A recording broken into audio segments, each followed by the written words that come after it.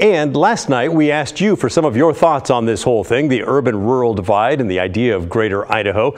Carol had a comment that several of you agreed with. I think those Eastern Oregon folks should be allowed to divorce the western side. That's just my opinion. Thank you. But much of the feedback we got sounded a lot like this from Ken. I understand the difference between Eastern Oregon and Western Oregon. I live in Eastern Oregon. And but my opinion is this. If you don't like Oregon, move to Idaho. It's that simple.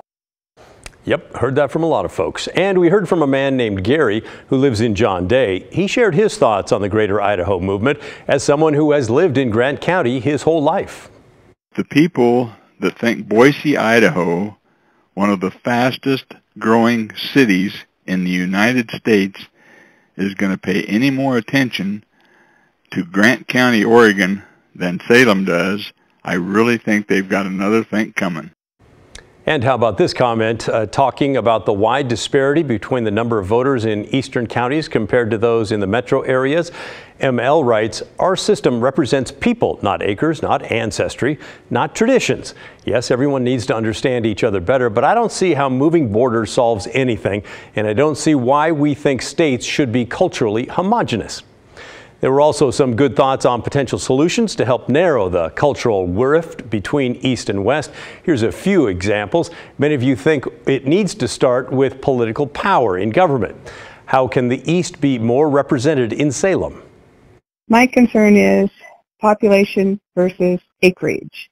What if we did our senators by acreage, not population, and our representatives at least by acreage, not population?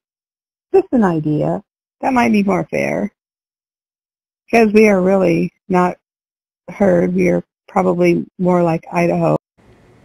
Interesting idea. James says maybe we should change the way we divide state senators instead of districts. Have it something like one per county. That would give a more fair representation to me and have both parties work together more. Pat, the biggest problem in Oregon is them 3 counties run the state. Why don't we vote by county? That is a more political way to do what we need to do in Oregon. If we vote by county, everybody would get a share of saying what we have to say. So I think we ought to vote by county, Pat. All right, thanks for that comment. A viewer named Matt suggested an electoral college system for Oregon counties to function like the one we currently have with the federal government. And Greg recommended a constitutional rewrite to create a lower house and an upper house in Salem, with the lower house having 1 or maybe 2 representatives from each county.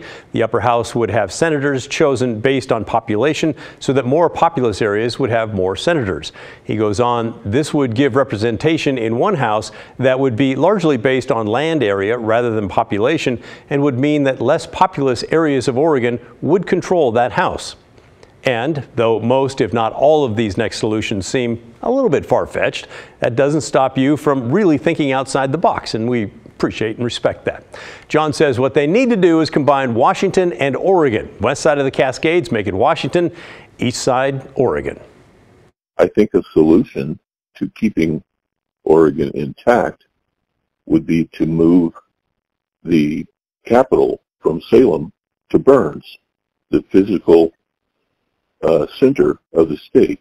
And even though most of the legislators live in the valley, they would have to spend all of the time that the legislature is in session in Central Oregon, and could have more of a feel for the needs of the people from that part of the state. And we'll end with 2 comments that we think are probably a bit more reasonable.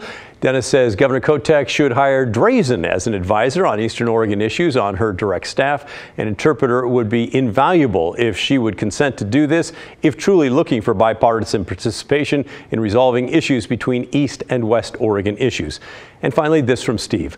When new laws come out that greatly affect the East, make exceptions for these counties. Thanks to all of you who commented. That's the kind of thing happening now in Salem, by the way, that bipartisan idea of pump your own gas. Well, that's a bill that we featured late last week as an example of the bill that sets different rules for the urban versus the rural counties. Many of you feel there should be more of that. You had a lot of great feedback. Thank you so much. In fact, it's so much that I cannot personally reply to a lot of the emails that are coming in right now. I try to, but I'm running out of time. So I'm sorry about that. But they do get read. Please keep them coming in. You know the drill. The email is thestory@kgw.com or call and leave a voicemail, 503-226-5090.